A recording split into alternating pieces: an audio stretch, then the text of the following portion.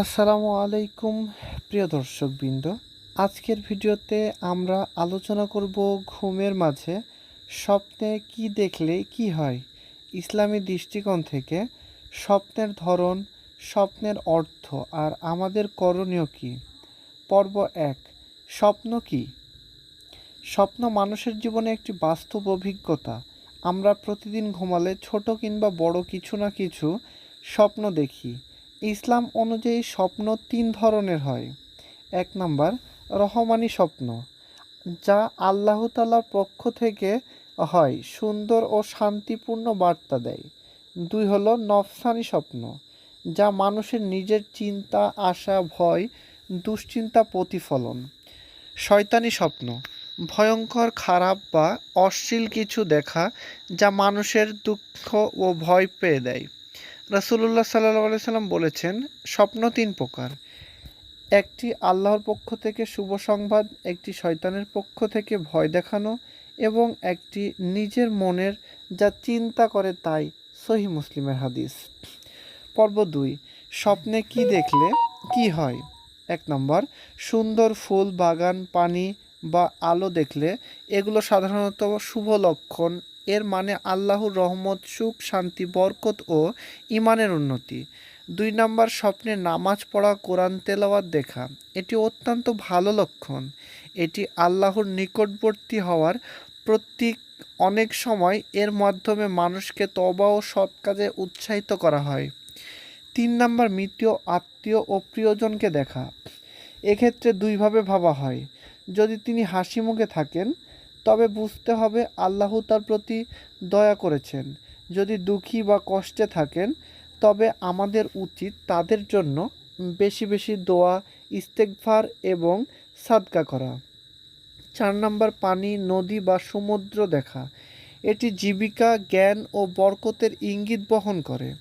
তবে ঝড়ো সমুদ্র দেখা মানে দুশ্চিন্তা বা পরীক্ষা আসতে পারে। ৫ নাম্বার, সাপ বা বিপজ্জনক জন্তু দেখা। এটি সাধারণত শত্রুতা, সমস্যা ও শয়তানি কুমন্ত্রণার প্রতীক। এ অবস্থায় সূরা ফালাক, সূরা নাস, আয়াতুল কুরসি বেশি বেশি পড়তে হবে। ৬ নাম্বার, উড়তে দেখা। নিজেকে আকাশে উড়তে দেখলে এটি উচ্চ মর্যাদা বা সম্মান পাওয়ার প্রতীক হতে পারে, তবে কখনো কখনো অহংকারেও ইঙ্গিত দেয়। ৭ নাম্বার, কালো রং, অন্ধকার ও অদ্ভুত দৃশ্য দেখা। এগুলো সাধারণত শয়তানি স্বপ্ন। এ ধরনের স্বপ্ন দেখলে সাথে সাথে আল্লাহর কাছে আশ্রয় চাইতে হবে। ৩ বার বাম দিকে থুতু ফেলে দিতে হবে এবং কাউকে স্বপ্নটি না বলতে হবে। পর্ব ৩, স্বপ্নের ব্যাখ্যা করার নিয়ম। প্রতিটি স্বপ্নের ব্যাখ্যা সবার জন্য একই নয়। ব্যক্তির অবস্থা, আখলাক, পরিবেশ অনুযায়ী এর মানের ভিন্ন হতে পারে। স্বপ্ন ব্যাখ্যা করার জন্য কেবল জ্ঞানী, অভিজ্ঞ ও আল্লাহভীরু আলেমদের কাছেই জানতে হবে। অযথা কারো কাছে স্বপ্ন বলা উচিত নয়, কারণ হাদিসে এসেছে, তোমার স্বপ্ন কেবল সেই ব্যক্তিকেই বলবে যে তোমাকে ভালোবাসে বা জ্ঞানী।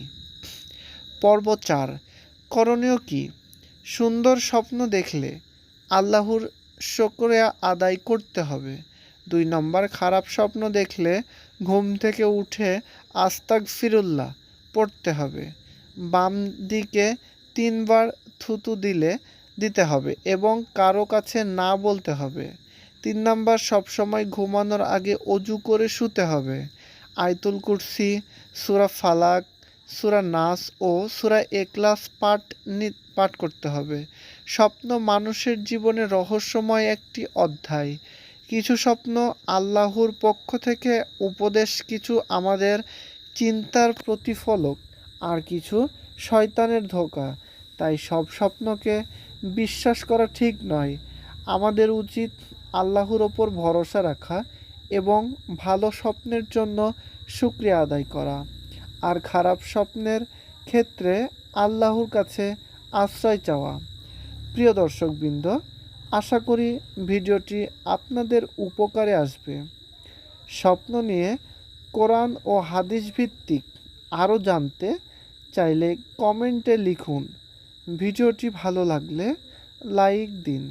শেয়ার করুন এবং আমাদের চ্যানেলটি সাবস্ক্রাইব করতে ভুলবেন না। আল্লাহ আমাদের সবাইকে সুন্দর স্বপ্ন দান করুন। আমিন।